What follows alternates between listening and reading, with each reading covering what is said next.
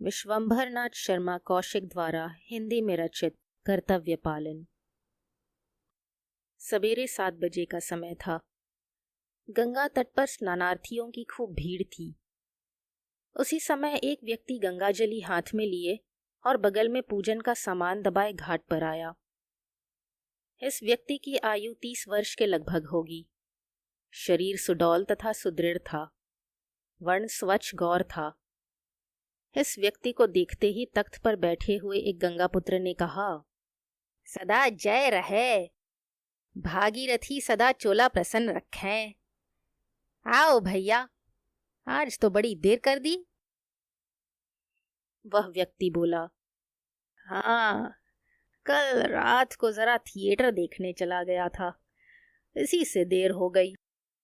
तुम जानो, जो आदमी 2-2:30 बजे सोएगा वह 5 बजे कैसे उठ सकता है। गंगापुत्र दांत निकाल कर बोला, हाँ सरकार, यह बात तो वाजिबी है। उस व्यक्ति ने गंगाजली तथा पूजा की पोटली तख्त पर रख दी और स्वयं भी उसी पर बैठते हुए बोला, जरा सुस्ता लूं तो स्नान करूं। रात का जागना भी बड़ा बुरा होता है। अब इस समय यही जी चाहता है कि पढ़ के सो जाऊं। गंगापुत्र, बिना 5-6 घंटे सोए नींद पूरी नहीं होती। वह व्यक्ति, हाँ, इस समय जी न जाने कैसा हो रहा है। गंगापुत्र, हुक्म हो तो ठंडाई बनाओ, ठंडाई से गर्मी शांत हो जाएगी। वह व्यक्ति, अब रहने दो, काहे को दिखोगे। गंगापुत्र, इसमें दिख होने की कौन बात है मालिक, अभी सब लैस हुआ जाता है, चुटकी बजाते बनती है, आपका हुक्म भर होना चाहिए। वह व्यक्ति, तुम्हें कोई अड़चन न हो तो बना लो। गंगापुत्र, वाह सरकार, आपके काम के लिए कभी अड़चन हो सकती है? यह तो जरा सी बात है, काम पड़े तो तुम्हारे लिए प्राण तक हाजिर हैं। इतना कहकर गंगापुत्र ने पुकारा, मुनुआ, मुनुआ रे। एक ओर से आवाज आई, आए। कुछ सेकंडों में एक 10 वर्ष का बालक दौड़ता हुआ आया और गंगापुत्र से बोला, काहे बप्पा, का है? गंगापुत्र, है का, यहाँ काम कर बैठ के इधर उधर मारा मारा घूमता है। वह व्यक्ति, इसे कुछ पढ़ाते लिखाते नहीं? गंगापुत्र, अरे सरकार, यह साला ना पढ़े ना लिखे, दिन भर खेला करता है। जो कहो कि अच्छा भाई, ना पढ़ लिख ना सही, घाटी पर बैठ, सो भी नहीं करता। ससुरे ने नाको दम कर रखा है। वह व्यक्ति, अभी बच्चा है, धीरे धीरे घाट पर बैठने लगेगा, थोड़ा पढ़ लेता तो अच्छा था। गंगापुत्र, जो साले के कर्म में बदा होगा सो होगा, हमारी तो आप लोगों के चरणों में पार हो आई है, अब आगे यह जाने, इसका काम जाने। गंगापुत्र ने एक खारुए की बड़ी थैली उठाई, उससे भांग, इलायची, मिर्च, बादाम इत्यादि मसाला निकाल कर लड़के को दिया और कहा, जाओ भांग धो लाओ, बादाम पहले भिगो देना, जब तक भांग धुलेगी तब तक फूल जाएंगे। जा, झटपट आना, नहीं तो डंडे पड़ेंगे। लड़का सब चीजें लेकर चला गया। वह व्यक्ति थोड़ी देर तक चुपचाप बैठा रहा, फिर बोला, आजकल हिंदू मुसलमानों में बड़ी तनातनी हो रहा है। गंगापुत्र, हाँ सरकार, मियाँ भाई बैठे बिठाए छेड़खानी करते हैं, यह अच्छी बात नहीं। हिंदू जाति बड़ी गौ जाति है, ऐसी गमखोर जाति दूसरी नहीं है। हम लोग हैं, अपनी गंगा माता की सेवा करते हैं, ठंडाई बूटी छानी मस्त पड़े हैं, आप लोगों की जय मना रहे हैं, ना उधो का लेना न माधो का देना।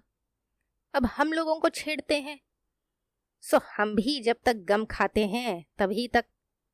जिस दिन क्रोध आ गया, मियाँ लोग टका धरेंगे, पैसा उठावेंगे वह व्यक्ति, हिंदू मुसलमानों का आपस में लड़ना बड़ा बुरा है। यह ऐसी लड़ाई है कि इसमें जीत भी हार और हारे तो हार ही है। क्या कहें, न जाने हमारे देश पर किस पापग्रह की दृष्टि पड़ी है। लोग अपना हानि लाभ नहीं समझते। गंगापुत्र, न समझेंगे तो पछताएंगे भी। हाँ मालिक, अपने गुलाम की यह बात याद रखिएगा। न समझेंगे तो कपार पर हाथ धर के रोएंगे। वह व्यक्ति, भला यह भी कोई बात है? एक जगह रहना, एक जगह बसना, फिर यह दशा कि एक दूसरे के प्राण लेने पर उतारू है। राम राम, इस मूर्खता का भी कोई ठिकाना है? एक अन्य महाशय उसी स्थान के निकट दूसरे तख्त पर खड़े वस्त्र पहन रहे थे। उन्होंने इन दोनों का कथोपकथन सुनकर कहा, ये मुसलमान ही है जो हिंदुओं के प्राण लेने पर उतारू है। हिंदू तो चींटी मारना भी पाप समझते हैं, वे किसी के प्राण क्या लेंगे? गंगापुत्र महाराज बोल उठे, सच है धर्मावतार, हिंदू और चाहे जो करें हत्या नहीं कर सकते। वह व्यक्ति बोला, करते क्यों नहीं? जहां हिंदुओं का दांव लगता है वहां हिंदू भी कर डालते हैं। पर इतनी बात अवश्य है कि हिंदू केवल क्षणिक क्रोध के वश होकर ऐसा करता है और मुसलमान केवल इच्छा मात्र उत्पन्न होने पर कर उठाता है। गंगापुत्र, मुसलमान जितने निर्दयी होते हैं उतना हिंदू नहीं हो सकता। वह व्यक्ति, हाँ, इसमें कुछ सच्चाई अवश्य है और इसका कारण केवल यह है कि मुसलमान मांसाहारी होते हैं। मांसाहारी लोग अवश्य कुछ निर्दय होते हैं, चाहे वे हिंदू हों चाहे मुसलमान। उसी समय लड़का ठंडाई का सामान ठीक कर लाया। गंगापुत्र ने सिल सामने रखकर ठंडाई घोटना शुरू कर दिया। ठंडाई भी घोटते जाते थे और बातें भी करते जाते थे। दूसरा व्यक्ति बोला, कुछ हो, पर यहां झगड़ा अवश्य होगा। गंगापुत्र, होगा तो बजेगी भी खूब। आप लोगों ने आखिर किस दिन के लिए हम लोगों को माल खिला खिला कर पाला है? जिधर गंगा मैया की जय कहकर घूम पड़ेंगे उधर मैदान साफ हो जाएगा। यहाँ क्या, यहाँ तो एक दिन मरना ही है। पहला व्यक्ति, झगड़ा होना कोई अच्छी बात नहीं, चाहे हिंदू पिटें चाहे मुसलमान, है बुरी बात। देश की हानि दोनों तरह से है। वही कहावत है कि यह जांग खोलो तो लाज, वह जांग खोलो तो लाज। एक ठंडा सांस लेकर,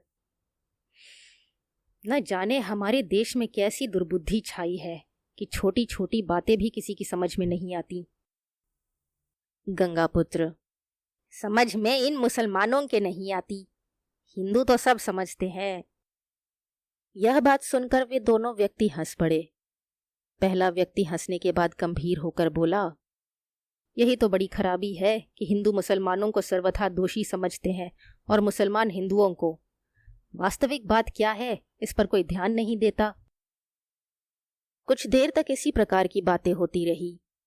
इसके पश्चात गंगापुत्र ने कहा, सरकार, ठंडाई तैयार है। उस व्यक्ति ने ठंडाई पी और स्नान करने के लिए गंगा तट पर चला गया। पंडित गंगाधर पांडे एक अच्छे और सुशिक्षित आदमी हैं। बजाजी की दुकान करते हैं। अपने मोहल्ले में आदर प्रतिष्ठा की दृष्टि से देखे जाते हैं। इन्हें व्यायाम का शौक बचपन ही से है, अतएव खूब बलवान तथा हृष्ट पुष्ट हैं। कुश्ती भी अच्छी लड़ते हैं और लकड़ी चलाना भी जानते हैं। हृदय के उदार हैं, सबसे प्रेम भाव से मिलते हैं। कट्टर हिंदू होते हुए भी अन्य धर्मों के प्रति इनके हृदय में द्वेष का लेश मात्र नहीं है। इनके मोहल्ले में मुसलमानों के कई घर हैं। इन सब से इनका मित्र भाव है। प्रदोष व्रत का दिन था। पांडे जी प्रदोष का व्रत रखते थे और उस दिन दुकान नहीं जाते थे। शाम को पूजन इत्यादि से निवृत्त होकर पांडे जी अपनी बैठक में बैठे थे। उसी समय उनके पड़ोसी मियाँ हशमत अली उधर से निकले। उन्हें देखते ही पांडे जी बोले, अजी शेख साहब, कहाँ चले? शेख साहब खड़े हो गए। बोले, जरा तकरीह के लिए बाग की तरफ जा रहा हूं। पांडे जी, आइए 2-4 मिनट बैठिए, मैं भी आपके साथ चलूंगा। बेहतर है, कहकर शेख साहब बैठक में चले आए और एक कुर्सी पर बैठते हुए बोले, आज आप दुकान नहीं गए? पांडे जी ने कहा, आज मैंने व्रत रखा था, जिसे आप लोग रोजा कहते हैं, इसीलिए नहीं गया। शेख साहब बोले, हाँ ठीक है। आप शायद महीने में 2 बार रोजा रखते हैं? पांडे जी, जी हाँ। कहिए, शहर की क्या खबरें हैं? शेख साहब मुंह बनाकर बोले, खबरें क्या, हालत अच्छी नहीं है। रोजमर्रा तरह तरह की अफवाहें उड़ती हैं। कुछ बदमाश इस बात की कोशिश कर रहे हैं कि हिंदू मुसलमानों में झगड़ा हो जाए। पांडे जी, यह बुरी बात है। शेख साहब, निहायत बुरी बात है, मगर किया क्या जाए, बदमाशों से कौन पेश पा सकता है। खुदा अपना फजल करे। बदमाशों को क्या, उन्हें ना आबरू जाने का खौफ, न जेल जाने का डर। मुसीबत बाल बच्चेदार भले आदमियों की है। फसाद बदमाश करते हैं और उसका खिमियाजा शरीफों को उठाना पड़ता है। पांडे जी, मुसलमानों के इस बारे में कैसे ख्यालात हैं? शेख साहब, मुख्तलिफ तरह के ख्यालात हैं। पंडित जी, यह बात याद रखिए, शरीफ और बदमाश हर मजहब और हर कौम में है। शरीफ आदमी बुरी बात को हमेशा बुरा ही कहेगा, वह चाहे जिस कौम या फिरके का हो। बाज हिंदू समझते हैं कि मुसलमानों की कौम बदमाश है और हिंदुओं को आज़ार पहुंचाने की कोशिश करती रहती है। यह उनकी गलत फहमी है। इसी तरह कुछ मुसलमान हिंदुओं को अपना दुश्मन जानी समझते हैं। यह उनकी गलती है, मगर उन्हें समझावे कौन? पांडे जी, यह आप दुरुस्त फरमाते हैं, मेरा भी ऐसा ही ख्याल है। लेकिन एक बात गौर तलब है, लड़ाई झगड़े की आग कौन भड़काते हैं, इसका पता नहीं चलता। शेख साहब, अजी, यह तो जाहिर बात है कि मजहबी तअस्सुब ही इन झगड़ों की बुनियाद है। हिंदू और मुसलमान दोनों में ऐसे सैकड़ों आदमी मिलेंगे, इंतहा के तअज्जुबी हैं। तअज्जुब के ये लोग मजहब का जेवर समझते हैं। यही लोग झगड़ा फसाद कराने की कोशिश करते हैं। पांडे जी, आखिर इससे उन्हें फायदा? शेख साहब, फायदा? शेख सादी साहब का कौल याद कीजिए, नेशे यकरब न दरपए की नस्त, मिख्तिजाए तबीयतश ईनस्त। अर्थात बिच्छू की तो डंक मारने की आदत होती है, उसे इससे क्या बहस कि किसी को तकलीफ पहुंचती है या आराम मिलता है। यही हालत इन मुफसिदों की है। इनकी खसलत यही है कि बैठे बिठाए आग भड़काना। अगर ये लोग ऐसा न करें तो खाना हजम ना हो। शेख साहब की यह बात सुनकर पांडे जी बहुत हंसे। शेख साहब भी कुछ मुस्कुराते हुए बोले, वल्लाह, मैं सच कहता हूँ, आप इसे खिलाफ मत समझिए। मैं एक नहीं 20 आदमी ऐसे बता सकता हूँ जिनका रात दिन यही काम है। जुमे के दिन मैं जामा मस्जिद में नमाज पढ़ने जाता हूँ। वहाँ देखता हूँ अजीब अजीब किमाश के लोग जमा होते हैं। कुछ लोग ऐसे होते हैं कि वे नमाज वमाज तो बराए नाम पढ़ते हैं, हाँ, मुसलमानों को हिंदुओं के खिलाफ भड़काने की खूब कोशिश किया करते हैं। पांडे जी, हम हिंदुओं में भी ऐसे बहुत से आदमी हैं जो मुसलमानों के खिलाफ हिंदुओं को भड़काते हैं। शेख साहब, ज़रूर होंगे। मैंने अर्ज़ किया ना कि ऐसे मुफसिद आपको हर कौम में मिलेंगे। सो जनाब, करते थोड़े आदमी हैं, बदनाम कुल कौम होती है। और ख़ता मुआफ़ कीजिएगा, लीडरों में भी ऐसे बहुत से हैं जो ख्वाम ख्वाह लोगों को जोश दिलाते हैं। कहने को तो हिंदू मुस्लिम इत्तेहाद की कोशिश करते हैं, मगर लेक्चरों में ऐसी ऐसी बातें कहते हैं जिससे बिला वजह दोनों कौमें एक दूसरे के खिलाफ भड़कती हैं। पांडे जी, आपका फरमाना दुरुस्त है। मैंने भी कई बार इस बात को महसूस किया है। शेख साहब, हमारे यहाँ मुल्ला और आपके यहाँ पंडित लोग, इन्हीं की वजह से ज़्यादा फसाद होता है। मुल्ला लोगों की यह हालत है कि खुदा बचावे, ऐसी ऐसी बातें कहते हैं कि जुहला लोगों में जोश पैदा होता है। जो आखिल हैं वे कुछ बोल नहीं सकते, कुछ कहें तो झट से मुल्ला साहब फतवा दे देते हैं कि यह काफिर है, मुर्तिद है। लाचार खून पीकर रह जाना पड़ता है। जब झगड़ा होता है तो मुल्ला जी हुजरा बंद करके बैठ रहते हैं। पांडे जी, बिल्कुल सच है, ऐसी ही हालत है। शेख साहब, जनाब, मैं तो इन बातों को पसंद नहीं करता, और मुझी पर क्या फर्ज है, कोई भी शरीफ समझदार आदमी इन्हें पसंद न करेगा। हाँ, तो आप बाग चलेंगे? अगर ना चले तो मुझे इजाजत दीजिए। पांडे जी, चलता हूं। यह कहकर पांडे जी ने शीघ्रतापूर्वक वस्त्र पहने और शेख साहब के साथ हो लिए। शेख साहब के मकान के सामने जरा कुछ हटकर एक पठान का मकान था। इनका नाम सआदत खां था। यह पढ़े लिखे वाजिबी ही वाजिबी थे, मगर अव्वल नंबर के चलते पुर्जे थे। इनकी बिसात खाने की एक छोटी सी दुकान थी, उसी से जीविका चलती थी। इनमें तअस्सुब कूट कूट कर भरा हुआ था। यह व्यक्ति उन लोगों में से था जो धर्म का अर्थ केवल विधर्मियों से घृणा करना समझते हैं। इनका एक जवान पुत्र भी था जिसकी आयु 20-22 वर्ष की होगी। इसका नाम रहमत अली खां था। धार्मिक द्वेष में रहमत अली भी किसी प्रकार अपने पिता से कम न था। यह व्यक्ति भी सदैव हिंदुओं को वक्र दृष्टि से देखता रहता था। रात के 8 बज चुके थे। पिता पुत्र दोनों बैठे भोजन कर रहे थे।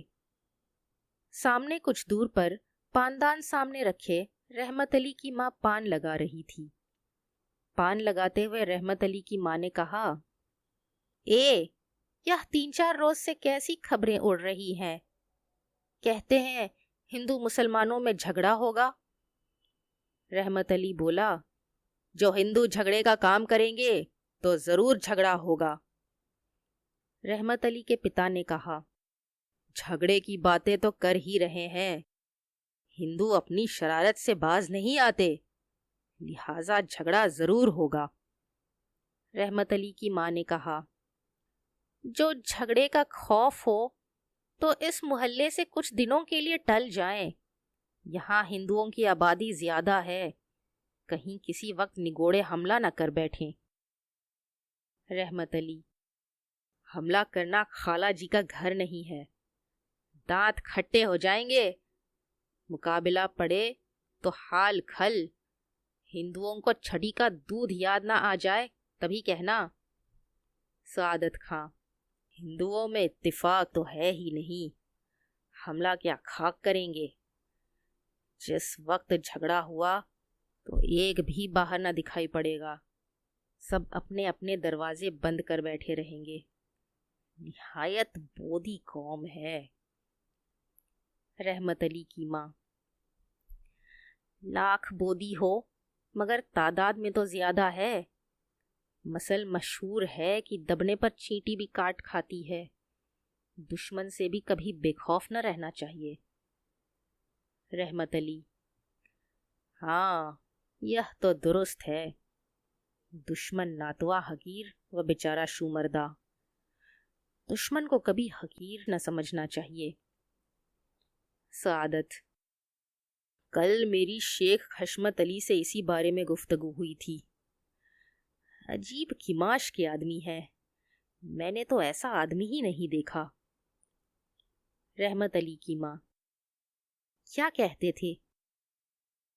सआदत खां, वह तो बस हर बात में यही कहते थे कि मिलजुल कर रहना चाहिए। रहमत अली, अजी, आप भी किस काफिर की बातें करते हैं? वह तो आधा हिंदू है। मरदूद जब देखो हिंदुओं की हिमायत करता रहता है।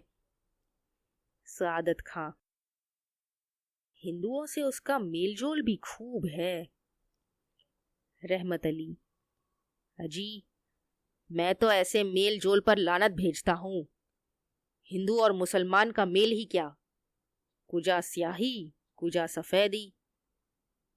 रहमत अली की माँ, हमारे पड़ोस में जो पंडित जी रहते हैं यह तो भले आदमी है। रहमत अली, कौन?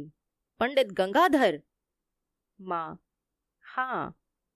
रहमत, भले वाले कुछ नहीं है, सब स्याह कल्ब हैं। इन काफिरों का कोई एतबार नहीं। सआदत, हशमत अली से उनकी राहो रस्म खूब है। रहमत, मैंने कहा ना, वह तो आधा हिंदू है। अब्बाजान, कल मैं जामा मस्जिद गया था। वहां एक मौलवी साहब ने हिंदुओं के बारे में ऐसी ऐसी बातें बतलाई कि खून जोश खाने लगा। वल्लाह, यही जी चाहता था कि इन बेदिनों से कोई ताल्लुक न रखे। मुसलमानों को ये बड़ी हिकारत की नजर से देखते हैं। सआदत, यह बात तो जाहिर है कि ये लोग हमारा छुआ हुआ नहीं खाते। हालांकि सच पूछो तो मुसलमानों को ही इनका छुआ न खाना चाहिए। रहमत, मैं तो जब इन लोगों के इस बर्ताव पे गौर करता हूं तो बेअख्तियार तैश आता है। माँ, तू कहीं किसी से लड़ना बैठना, तुझे बड़ी जल्दी गुस्सा आता है। रहमत, अम्मा, लड़ाई तो एक बार होगी और जरूर होगी, यह रुक नहीं सकती। माँ, ओए अल्लाह, बेटा, मेरे सामने लड़ाई झगड़े का जिक्र मत करो, मेरा दम खुश्क होता है। उसी समय रहमत अली की षोडश वर्षीय भगिनी उस स्थान पर आई। उसने पूछा, अम्मी जा, कहाँ लड़ाई होगी? माँ, लड़ाई वड़ाई कुछ नहीं है, ऐसी ही बातचीत हो रही है। कन्या, कल भाई साहब एक अखबार लाए थे, मैंने उसमें पढ़ा था कि एक जगह, देखो नाम याद नहीं आता, बड़ी लड़ाई हुई, हिंदू मुसलमान आपस में कट मरे। माँ, हुई होगी, तुझे इन झगड़ों से क्या मतलब? आज अभी तू सोई नहीं और दिन में तो चिराग जलते ही पलंग पर पहुंच जाती थी। कन्या ने कुछ लजाकर मुस्कुराते हुए कहा, आज नींद नहीं आई। माँ, तो जा, सो जाकर। कन्या, एक पान खिला दो तो जाऊं। माँ, तुरनिगोड़ी, पान खा के सोएगी? माँ ने एक पान लगाकर दे दिया। कन्या पान लेकर चली गई। उसके चले जाने पर माँ बोली, बेटा रहमत, तुम घर में ऐसे ऐसे अखबार मत लाया करो। कुलसुम पढ़ती है, इसका खून बड़ा हल्का है, बड़ी जल्दी दहशत खा जाती है। देखा ना, जरा कान में भनक पड़ गई, फौरन दौड़ी आई। पिता पुत्र दोनों भोजन करके उठे। माँ ने पुकारा, ए नसीबन, नसीबन। मुई कहीं गारत हो गई। कन्या ने पूछा, क्या है अम्मी जां? माँ, यह नसीबन निगोड़ी कहाँ मर गई? कन्या, नसीबन तो यहीं पड़ी खराटे ले रही है। माँ, लो, मुई को शाम ही से सांप सूंघ गया, जगा दे मुर्दार को। कुछ देर में नसीबन लौंडी आंखें मलती हुई आई। रहमत अली की माँ बोली, ऐसी शाम ही से कहाँ की नींद फट पड़ी? दिन दिन शऊर को दीमक लगती जा रही है। नसीबन, मैं तो बीबी कुलसुम को कहानी सुना रही थी, सुनाते सुनाते सो गई। माँ, जा, झटपट आफ्ताबा और सिलफची लाकर हाथ धुला। नसीबन ने जल लाकर पिता पुत्र के हाथ धुलाए। हाथ धोकर दोनों ने पान खाए। पुत्र तो सोने के लिए अपनी शैया पर चला गया, पिता वहीं खड़ा रहा। पुत्र के चले जाने पर पत्नी ने पति से कहा, तुम जरा रहमत को दाबे रहा करो, लड़का जनूनी है, किसी रोज किसी से लड़ बैठा और इसे कुछ हो गया तो मैं तो जिंदा दरगोर हो जाऊंगी। सादत, ऐसा बेवकूफ थोड़े ही है जो ख्वाम-ख्वाह किसी से लड़ बैठे। पत्नी, गुस्से में बड़े बड़े दाना नादान बन जाते हैं, गुस्सा बड़ी बदबला है, खुदा बचावे, इंसान अंधा हो जाता है। और अल्लाह जानता है मुझे तो इन बातों से नफरत है। हिंदू मुसलमान दोनों खुदा के बंदे हैं, यह माना कि एक गुमराह है तो इससे क्या होता है? जब खुदा ही ने हिंदुओं को गुमराह पैदा किया है तो बंदा क्या कर सकता है? खुदाबंद ताला ने सबके लिए सजा व जजा मुकर्रर कर दी है, तब बंदा ख्वामख्वाह उसमें दखल देकर गुनाहगार क्यों बने? सआदत, तुम औरत जात इन दीनी मसलों को क्या समझो? मजहब की बारीकियां समझना हर कसोनाकस का काम नहीं, इसे उल्मा लोग ही समझ सकते हैं। हम लोग तो महज उनके बताए हुए रास्ते पर चलते हैं। ये काफिर हमेशा गर्दन जदनी है। पत्नी, तौबा तौबा, मैं खुदा व रसूल के एहकाम के खिलाफ तो कुछ नहीं कह सकती, मगर इतना जानती हूं कि इंसान को मिलजुल कर रहना चाहिए और वक्त पर एक दूसरे की मदद करनी चाहिए। सब बंदे खुदा के हैं। सआदत खान ने इसका कुछ उत्तर न दिया, चुपचाप वहां से चले गए। हिंदू मुसलमानों में प्रतिदिन तनातनी बढ़ती ही चली गई। दोनों ओर ऐसे लोगों का आधिक्य था जो लोगों में एक दूसरे के प्रति घृणा तथा क्रोध की आग भड़काने में लगे हुए थे। रुई की आग की तरह यद्यपि बाहर से असंतोष तथा द्वेष के कोई स्पष्ट चिन्ह प्रतीत नहीं होते थे, परंतु भीतर ही भीतर खूब आग फैल रही थी। मुसलमान हिंदुओं के और हिंदू मुसलमानों के रक्त के प्यासे हो रहे थे। पंडित गंगाधर उन इने गिने आदमियों में से थे जिन्हें धार्मिक द्वेष छू तक नहीं गया। जिस प्रकार वह मंदिर के अनादर को सहन नहीं कर सकते थे, उसी प्रकार मस्जिद के अनादर को भी। उनका सिद्धांत था कि सभी धर्मों में कुछ न कुछ सार अवश्य है। जो जिस धर्म में उत्पन्न हुआ है उसे अपने ही धर्म में रहना और दूसरों के धर्म का आदर करना चाहिए। सबको धार्मिक स्वतंत्रता समान रूप से प्राप्त रहनी चाहिए। जो धर्म दूसरे धर्म का अनादर करने की शिक्षा देता है वह धर्म नहीं, अधर्म है। जब कभी उनसे और किसी हिंदू से बातचीत होती और वह इनके सिद्धांत सुनता तो यह समझता कि पांडेय जी मुसलमानों का पक्ष लेते हैं। उनके मुंह पर तो नहीं, परंतु पीठ पीछे लोग कह दिया करते थे, आखिर मुसलमानों के पड़ोस में रहते हैं ना, कहाँ तक प्रभाव न पड़े। ऐसे ही लोग समय पड़ने पर चोटी कटाकर मुसलमान हो जाते हैं। कभी कभी पांडे जी के कानों तक भी यह बात पहुंच जाती थी, परंतु वह सुन लेते थे और मुस्कुराकर चुप रह जाते थे। एक दिन रात को मोहल्ले के 3-4 आदमी पांडे जी के मकान पर पहुंचे। उस समय वह भोजन करके कमरे में बैठे लीडर पढ़ रहे थे। लोगों को देखते ही उन्होंने मुस्कुराकर कहा, आइए, आज यह दल किधर भूल पड़ा। उनमें से एक बोला, आप ही के पास आए हैं। पांडे जी, कहिए, क्या आ गया है? पहला, बात यह है कि आजकल शहर की हालत जैसी है वह आप जानते ही हैं। पांडे जी, हाँ हाँ। दूसरा, यह भी आपको ज्ञात है कि इस मोहल्ले में 4-5 घर मुसलमानों के भी हैं। पांडे जी, हाँ हाँ। पहला, तो ऐसी दशा में हम लोगों की रक्षा का क्या उपाय है? पांडे जी मुस्कुराए। उनके मुख पर कुछ घृणा का भाव उत्पन्न हुआ। कुछ देर तक चुप रहकर उन्होंने कहा, इस मोहल्ले में अधिकतर तो हिंदू ही हैं, आप यह मानते हैं ना? पहला, हाँ, मानेंगे क्यों नहीं। पांडे जी, तो ऐसी दशा में रक्षा का अधिक विचार मुसलमानों के हृदय में उत्पन्न होना चाहिए, क्योंकि वे लोग कम हैं। आप लोग क्यों चिंता करते हैं? आपका तो मुहल्ला ही है। दूसरा, अजी पांडे जी, इन लोगों को आप जानते हैं। जहां एक अल्लाह अकबर की आवाज लगाई, वहां चींटियों की तरह तांता बंध जाएगा। हम लोगों में से तो कोई घर के बाहर भी ना निकलेगा। पांडे जी, तो इसमें किसका अपराध है? जब आप संख्या में अधिक होते हुए भी अपनी रक्षा करने में असमर्थ हैं, तो मुसलमानों को दोष देना व्यर्थ है।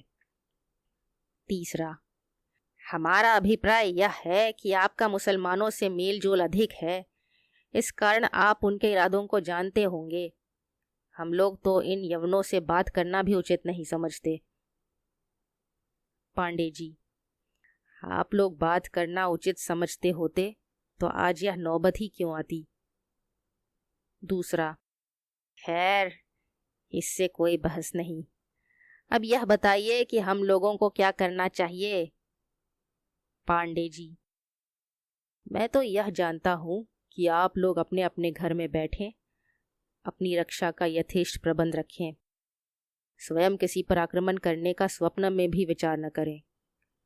हाँ, यदि आप पर आक्रमण हो तो उससे बचें और समय पड़ने पर धैर्य तथा साहस के साथ एक दूसरे की सहायता करें। हिंदुओं में यह बड़ा भारी दोष है कि वे केवल अपना स्वार्थ देखते हैं। यदि एक हिंदू पिट रहा है तो दूसरा खड़ा खड़ा देखेगा, उसकी सहायता कभी न करेगा। यह बुरी बात है। यही दशा देखकर दूसरों को हिंदुओं पर आक्रमण करने का साहस होता है। इसी प्रकार समझा बुझाकर पांडे जी ने उन्हें विदा किया। 2-3 दिन इसी प्रकार व्यतीत हो गए। एक दिन संध्या को सादत अली खां के मकान से मिले हुए एक हिंदू के मकान में सत्यनारायण की कथा थी। अतएव शंख और घड़ियाल बजना स्वाभाविक था।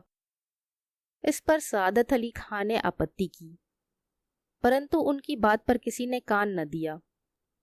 यह देखकर उस समय तो वह चुप हो गए, पर दूसरे दिन शाम को 10-12 लठबंद मुसलमान उस हिंदू के द्वार पर आकर जमा हो गए और लगे गालियां बकने।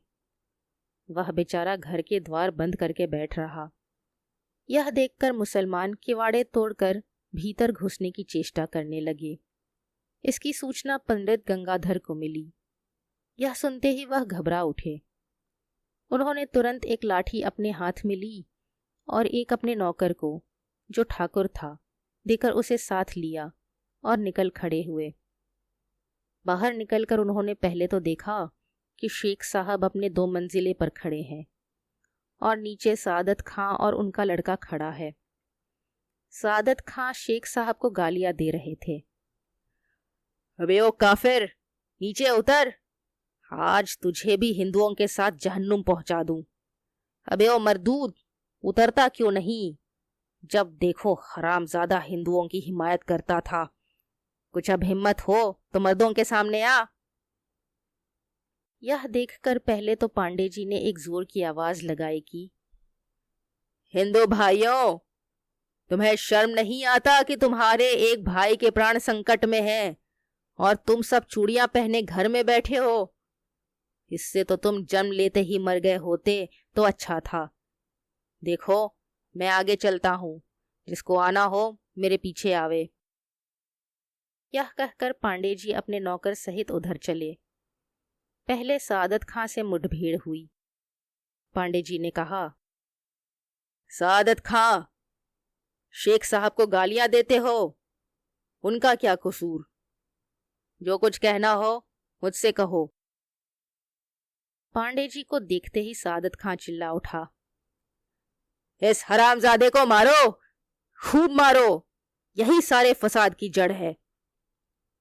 यह सुनते ही 3-4 मुसलमान पांडे जी की ओर बढ़े। पांडे जी ने सादत खां से कहा, खां साहब, अफसोस यही है कि आप मेरे पड़ोसी हैं।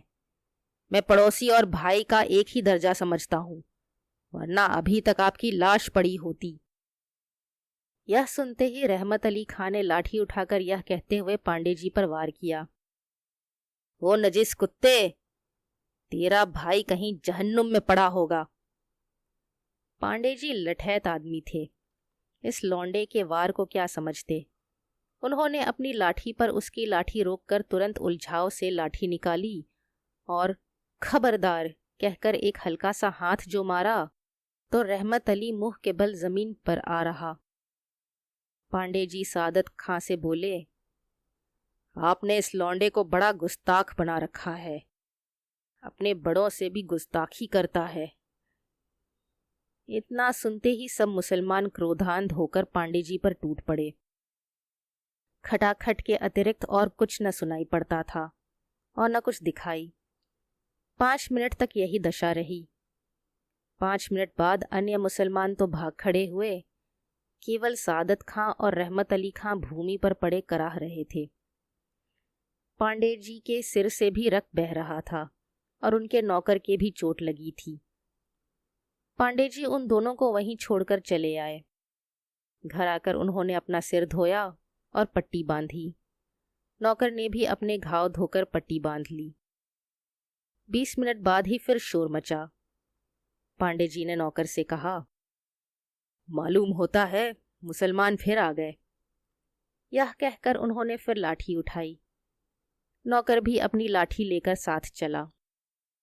घटनास्थल पर पहुंचे तो देखा सादत खां शोर मचा रहा है। पांडे जी को देखते ही बोला, पंडित जी, खुदा के लिए मेरी आबरू बचाइए। आपके जाते ही 10-12 हिंदू लाठी लेकर आए, पहले मुझे और मेरे लड़के को मारा, अब मेरे घर में घुस गए हैं, मेरे घर की औरतों को बेइज्जत कर रहे हैं। यह सुनते ही पांडे जी की आंखें तले अंधेरा छा गया। वह तुरंत सादत खां के घर में घुसे। उन्होंने देखा सादत खां की पत्नी को 2-3 हिंदू पकड़े खड़े हैं और एक व्यक्ति उनकी युवती कन्या को पकड़कर घसीट रहा है। यह देखते ही पांडे जी ने गर्ज कर कहा, कायरो, यह क्या करते हो? जब तुम्हारे बाप आए थे तब तो सब अपनी अपनी जोरुओं के लहंगों में घुसे बैठे रहे और अब उससे निसहाय पाकर यह अत्याचार कर रहे हो। अलग हटो, नहीं मारे लाठियों के सबकी खोपड़ी तोड़ दूंगा। पांडे जी की गर्जना सुनते ही लोगों ने भयभीत होकर स्त्रियों को छोड़ दिया। एक हिंदू युवक आगे बढ़कर बोला, इन मुसलमानों ने हमारे एक भाई के घर में घुसकर औरतों को बेइज्जत करना चाहा था, तो हम भी क्यों ना वैसा ही करें। पांडे जी पुनः गरज कर बोले, उस समय तुम सब कहां मर गए थे? उनको परास्त करके ऐसा करते तो कुछ वीरता भी थी। और यदि मुसलमान जहन्नुम में जाएं तो तुम भी क्या उनके साथ जाओगे? एक सच्चे हिंदू का यह कर्तव्य नहीं कि निस्सहाय मर्द पर भी ऐसा अत्याचार करें, न कि अबलाओं पर। स्त्रियां, बच्चे और देवस्थान ये सब के बराबर है। इन पर जो अत्याचार करता है वह कायर है, नारकी है, चाहे वह किसी भी जाति का हो। स्त्री किसी भी जाति की हो, वह सदैव अबला है। प्रत्येक पुरुष को उसकी रक्षा करनी चाहिए। बच्चा किसी भी कौम का हो, सदैव दया की योग्य है। इन पर अत्याचार करने वाला मनुष्य नहीं, दैत्य है, पिशाच है, पशु है। कहते कहते पांडे जी के मुंह में फेना आ गया। एक हिंदू ने पुनः साहस करके कहा, आप इस झगड़े में ना पड़िए, अपने घर जाइए, हम लोग जैसा उचित समझेंगे वैसा करेंगे। पांडे जी की आंखों से खून बरसने लगा। उन्होंने दांत पीसकर कहा, जब तक मेरी लाश न गिरेगी तब तक तुम इन स्त्रियों के हाथ नहीं लगाने पाओगे। एक पाप तो तुमने यह किया कि पर्दा नशी स्त्रियों को आकर हाथ लगाया, अब दूसरा पाप नहीं करने पाओगे। नामर्दों, तुम्हें उचित अनुचित का ज्ञान है कहाँ? उचित अनुचित का ज्ञान होता तो लहंगे पहनकर घर में घुसे बैठे रहते। तुम्हारे जैसे ही जनानों ने हिंदू जाति को बदनाम किया और मुसलमानों का साहस बढ़ाया। पुरुषों के सामने तो निकलते नानी मरती थी, अब स्त्रियों को अपनी वीरता दिखाने आए हो। जाओ गंगा में जाकर डूब मरो। तुम लोगों के मरने से हिंदू जाति साफ हो जाएगी। फिर एक हिंदू ने कहा, मुसलमान हमारी माँ बेटियों को बेइज्जत करते हैं, आप उनको यह व्याख्यान क्यों नहीं सुनाते? पांडे जी, मैं हिंदू हूं, हिंदुओं से कहना मेरा अधिकार है। इसके अतिरिक्त मूर्खों, तुम मुसलमानों के अवगुणों की नकल करते हो। यदि नकल करना है तो उनमें निर्भयता, साहस, संगठन आदि जो गुण हैं उनकी नकल करो। परंतु यह तो म्याऊं का ठौर है ना, उसे कैसे कर सकते हो? अबलाओं और बच्चों को मुलायम चारा पाया, इसलिए इस बात में झट मुसलमानों की नकल करने दौड़े।